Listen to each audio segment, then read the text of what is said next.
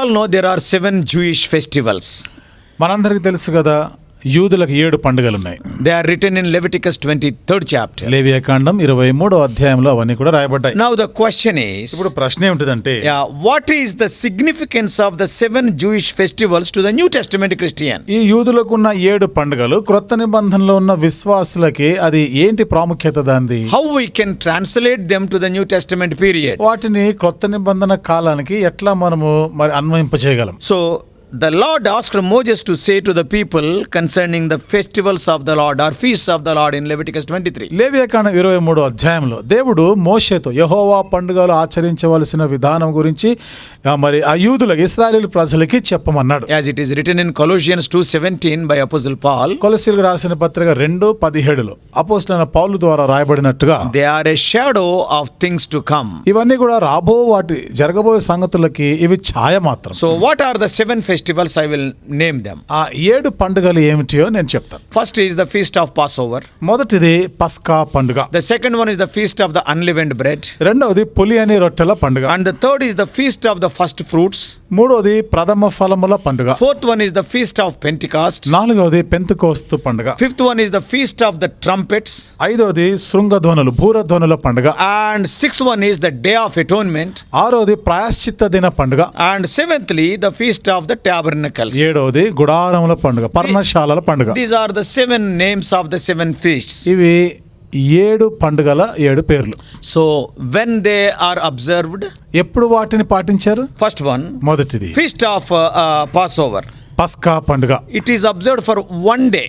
అది ఒక రోజే ఆ పండుగ ఉండేది. That is the 14th day of the first month Abib. మొదటి నెల అయిన అబీబు నెలలో 14వ దినమున ఆ పండుగను ఆచరించారు. Its duration is only one day. ఒక రోజు మాత్రమే ఆ పండుగ ఉండేది. Of course 10th day they used to take that lamb or the Passover lamb, and 4 days they were observing it. అయితే 10వ దినాన ఆ పస్కా బలి అర్పించబడబోయేటువంటి ఆ గొర్రెపిల్లని వారు పరీక్షలు చేస్తూ ఉంటారు. But actually the feast is on 14th day, that is the only one day. అయితే పండుగ మాత్రము 14వ దినాన ఆ ఒక్క రోజే ఉండేది. And the second feast, రెండవ పండుగ, that is the feast of the unleavened bread. పులియని రొట్టెల పండుగ. This is observed for 7 days. ఇది 7 దినాలు ఆచరించే పండుగ. So 14th day is the Passover. 14వ దినాన పస్కా పండుగ. And 15th to 22nd day, those 7 days they were observing the feast of the unleavened bread. 15 నుండి 22 రోజులు అంటే 7 రోజులు పులియని రొట్టెల పండుగ ఆచరించేవారు. And the third feast, మూడవ పండుగ, the feast of the first fruits. ప్రథమ ఫలముల పండుగ. That is for one day. అది ఒక రోజే. That is on the 23rd day of the first month. అది మొదటి నెలలో 23వ దినాన. So from this you can observe one thing. దీని నుండి మీరు ఒక విషయాన్ని గమనించవచ్చు. From the 14th day to the 23rd day, 3 feasts are over. 14వ దినం మొదలుకొని 23వ దినం వరకు 3 పండుగలు అయిపోయాయి. So that was the first trip of the males of Israel to Jerusalem. ఇది ఇశ్రాయేలీలోని పురుషులందరూ తప్పక యెరూషలేములో కనబడవలసిన కాలం. That is the first trip. అది మొదటిసారి Because we all know 3 times they were appearing. అంటే ఎందుకంటే మరి 3 పర్యాయాలు వాళ్ళు వచ్చేవారు కదా అక్కడికి. So in the first trip, if they stay for 8 to 9 days, 3 festivals are over. ఈ మొదటి దఫాలో వాళ్ళు వచ్చినప్పుడు 3 పండుగలు అయిపోతున్నాయి.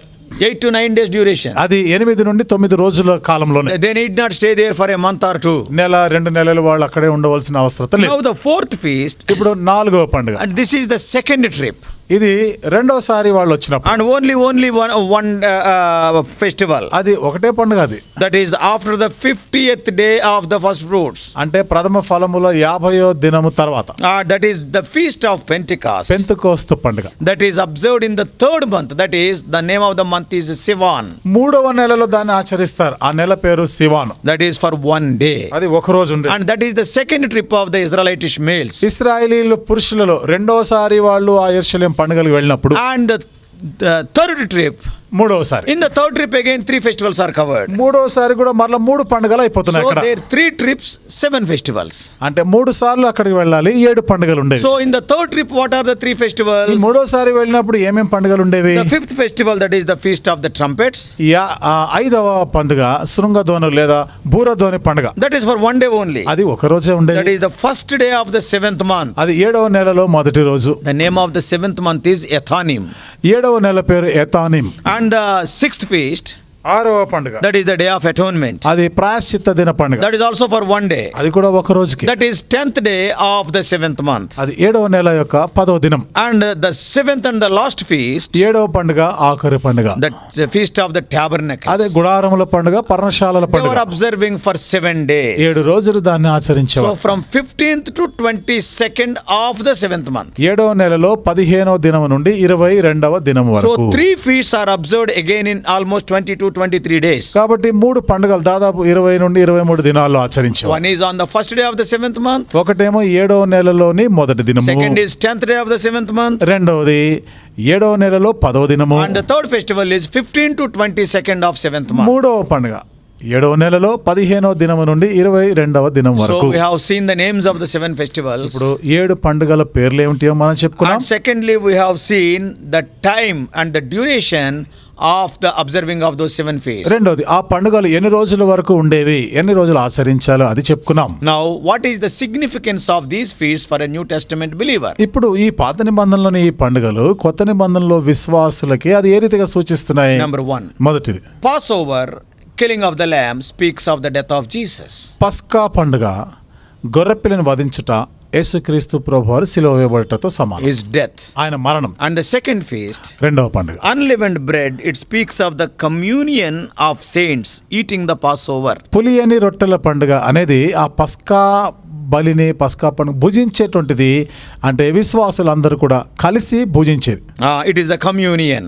ఆరు కలిసి And భుజించేటువంటిది. the third one, మూడవది first fruits. ప్రథమ ఫలములు. That is the it speaks of the resurrection of Lord అది Jesus. యేసుక్రీస్తు ప్రభు యొక్క పునరుత్థానమును సూచిస్తుంది. And fourthly, నాలుగవది Pentecost. పెంతెకోస్తు That పండుగ. is the descent of the Holy Spirit. పరిశుద్ధాత్మ దిగి వచ్చిన దినం. And we all know what has happened in Acts 2. అక్కడ అపొస్తలుల కార్యములు 2వ అధ్యాయంలో ఏం జరిగిందో మనకు తెలుసు. And then fifth feast, 5వ పండుగ trumpets. బూరల పండుగ. It speaks of the saints catching up, that is అది rapture. పరిశుద్ధులు ఎత్తబడేది, ఎత్తబడుట, అది ఆ పండుగ. And the sixth feast, 6వ పండుగ atonement, day of atonement. ప్రాయశ్చిత్తార్థ దిన పండుగ. Jews will repent on that day. ఆది నాన్న యూదులందరూ కూడా మారు మనసు That పొందుతారు. speaks of Lord Jesus Christ, the Son of righteousness. యేసుక్రీస్తు ప్రభువారు నీతి సూర్యుడిగా మనకు అక్కడ చెప్పబడుతుంది. And seventhly, 7వది the tabernacles.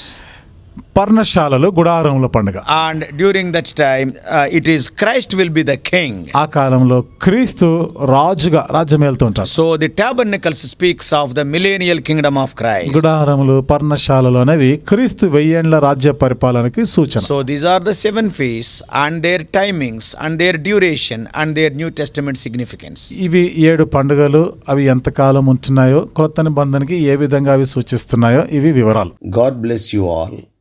Please subscribe for more spiritual messages to the YouTube channel John Victor Telugu Messages.